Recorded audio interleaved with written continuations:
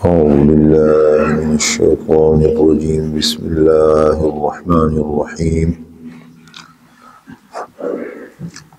فمن حاجك فيه من بعد ما جاءك من العلم فقل تعالوا ندعو أبناءنا وأبناءكم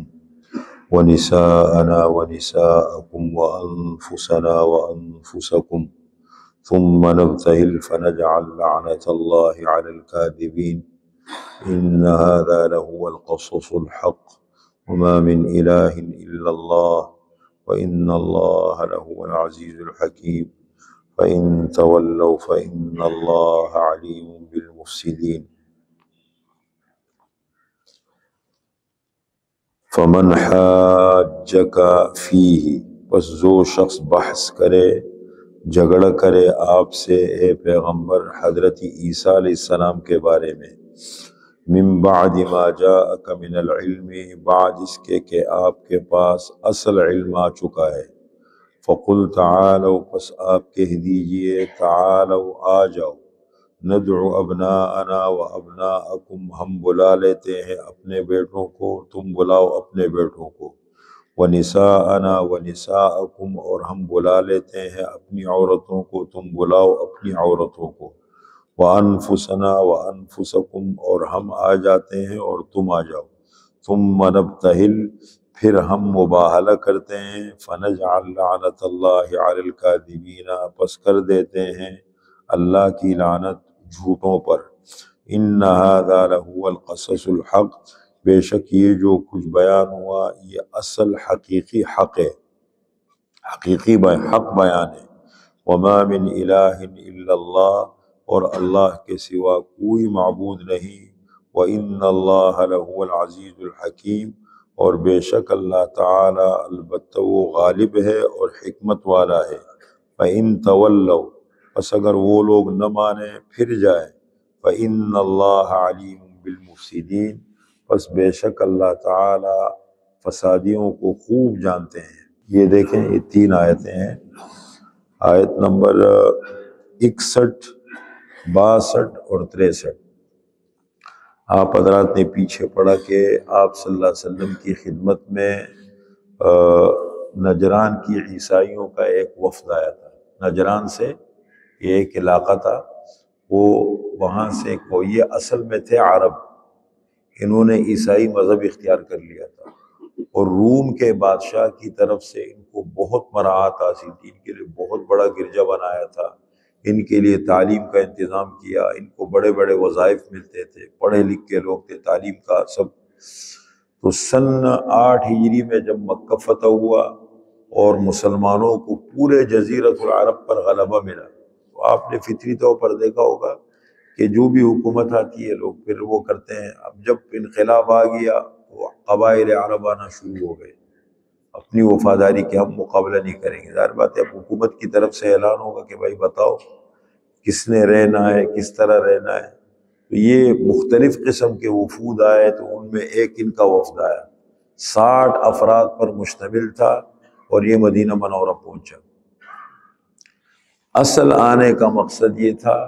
کہ ہم سیاسی طور پر مسلمانوں کے غلبے کو تسلیم کرتے ہیں، وفادار رعایا کی حیثیت سے رہیں گے، ٹیکس ادا کریں گے، یہ اصل مقصد تھا۔ اس دوران انہوں نے مذہبی باتیں چھیڑ دی،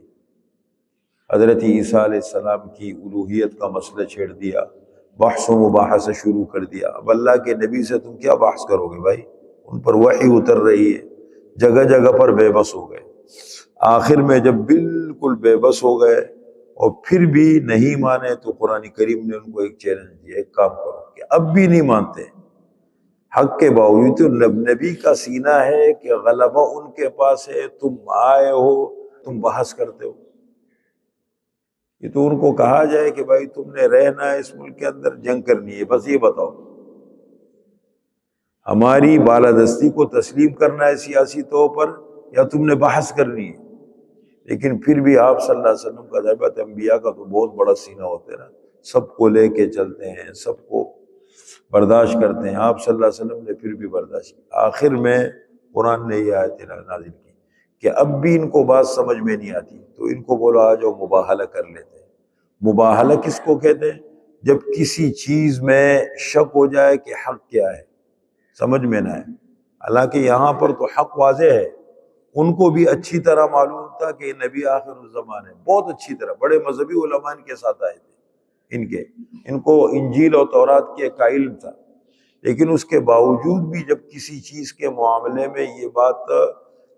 آ جائے کہ حق کیا ہے سمجھ میں نہ آئے لوگوں کو، تو پھر مباہلے یوں کرتے ہیں کہ میدان میں آ جاؤ۔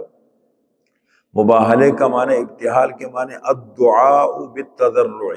عاجزی کر کے اللہ سے دعا کرتے ہیں اللہ کا حق اور باطل کا فیصلہ فرما دے۔ مختلف طریقے اس کے استعمال ہوتے ہیں کہ حق اور باطل کا فیصلہ ہو جائے۔ تو جب ان کو چیلنج دی گئی کہ آ جاؤ، اب بھی بات تمہیں سمجھ نہیں آتی، چلو آ جاؤ مباہلہ کر لیتے ہیں، تو آپس میں الگ ہو گئے، کہنے لگے ہمیں تھوڑا سا ٹائم چاہیے۔ گئے سائڈ پہ، آپس میں مشورہ کیے، کافی دیر کے بعد آئے، اپنا بڑا تھا ان کا احمد سید، اس کو آگے کہہ کہ نہیں، کہنے لگے بھائی دیکھو اللہ کا نبی ہے اور ہماری مجبوریاں اپنی جگہ ہے، نبی سے مباہلہ کرنا تو تباہی ہے، چلو جاتے ہیں بات کرتے ہیں۔ آئے آپ سن کے نہیں، ہمارے آنے کا اصل مقصد کبھی یہ نہیں تھا، ہمارے آنے کا مقصد تو یہ تھا کہ ہم آپ کے سیاسی تسلط کو تسلیم کرتے ہیں، بس یہ مقصد تھا، یہ باتیں ہم نے کی، یہ غلط ہے، بالکل ہمیں بحث نہیں کرنی چاہیے تھی، اور بس ہم آئندہ ٹیکس ادا کریں گے، رہیں گے، خاموشی سے چلے گئے۔ آپ صلی اللہ علیہ وسلم نے فرمایا کہ اگر یہ مباہلہ کر لیتے تو یہ سب تباہ ہو جاتے، اس کا ذکر اللہ نے کیا۔ فمن حاجک فیہ، پس جو شخص جھگڑا کرے آپ کے ساتھ حضرت عیسیٰ علیہ السلام کے بارے میں۔ حضرت عیسیٰ علیہ السلام،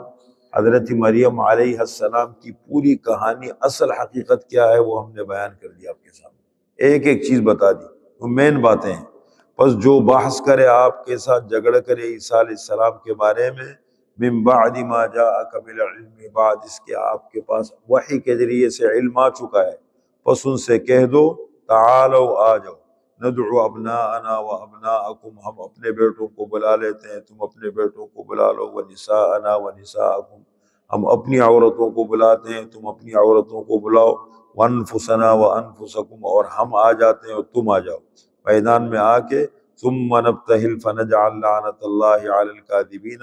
پھر ہم مباہلہ کر لیتے ہیں اور اللہ کی لعنت کر دیتے ہیں جھوٹوں پر، جو ہم میں سے جھوٹا ہے اس پر اللہ کی لعنت پڑے۔ ان ھذا لہو القصص الحق، بے شک یہ جو کچھ بیان ہوا یہ بالکل صحیح حق بیان ہے، حقیقت ہے اصل۔ وما من الہ الا اللہ، اللہ کے سوا کوئی عبادت کے لائق نہیں ہے، کوئی معبود نہیں ہے۔ وان اللہ لہو العزیز الحکیم، اور بے شک اللہ تعالی وہی غالب ہے اور حکمت والے ہیں۔ فَإِن تَوَلَّوْا، بس اگر یہ لوگ نہ مانیں، اب بھی حقیقت سمجھ میں نہ آئے یا ان کے مفادات ان کو روکے، فَإِنَّ اللَّهَ عَلِيمٌ بِالْمُفْسِدِينَ، بس بے شک اللہ تعالی خوب جانتے ہیں مفسدین کو، فساد کرنے والوں۔